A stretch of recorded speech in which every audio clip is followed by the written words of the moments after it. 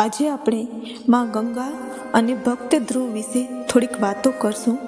ઋષિકેશથી તમે સ્વર્ગાશ્રમમાં જાઓ ત્યારે રસ્તામાં તે સ્થાન આવે છે જેને લોકો ધ્રુવજીનો ટીલો કહે છે.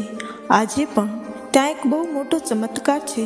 ઋષિકેશથી ઉપર તમે જશો તો ત્યાં ગંગાજી અતિ શાંત છે. અન્યત્ર જુઓ તો ગંગાજી શાંત જોવા મળતા નથી. પર્વતોને તોડી ફોડીને પ્રચંડ વેગથી વહી રહ્યા છે.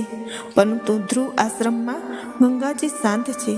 ધ્રુવજી જ્યાં તપ કરતા હતા ત્યાં ગંગાજીનો ભારે વેગ હતો. કલકલ અવાજ કરતા તે દોડી રહ્યા છે. તેમના અવાજથી ધ્રુવજીનું ધ્યાન સ્થિર થતું ન હતું. ધ્રુવજીએ વિચાર કર્યો, ગંગા કિનારે છોડીને જંગલમાં કોઈ વૃક્ષ નીચે જઈને બેસું. ગંગાજીનો અવાજ બહુ છે. ધ્રુવજી ઊભા થયા છે ત્યારે પ્રત્યક્ષ ગંગાજી પ્રગટ થયા છે. ગંગાજી ગોરા છે, યમુનાજી શ્યામ છે. યમુનાજીનું વાહન કાચબો છે. ગંગાજી મગર પર બેસે છે. યમુનાજી દ્વિભુજા 2 હાથવાળા છે.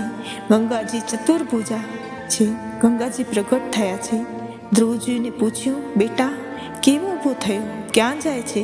માં, તમારો વેગ બહુ છે, અવાજ બહુ થાય છે. મારું ધ્યાન સ્થિર થતું નથી. હું જંગલમાં કોઈ વૃક્ષ નીચે બેસીને ધ્યાન કરીશ. ગંગામાએ કહ્યું, બેટા તારા જેવા વૈષ્ણવ મારા તટ પર આવે છે ત્યારે મને બહુ આનંદ થાય છે. તું અહીંથી જઈશ નહીં. હું તારા માટે મૌન થઈ જાઉં છું. ધ્રુવ આશ્રમમાં ગંગાજી મૌન છે. ત્યારથી ગંગાજી ત્યાં શાંત થયા છે. ધન્ય છે માં ગંગાની અને ધન્ય છે ભક્ત ધ્રુવને.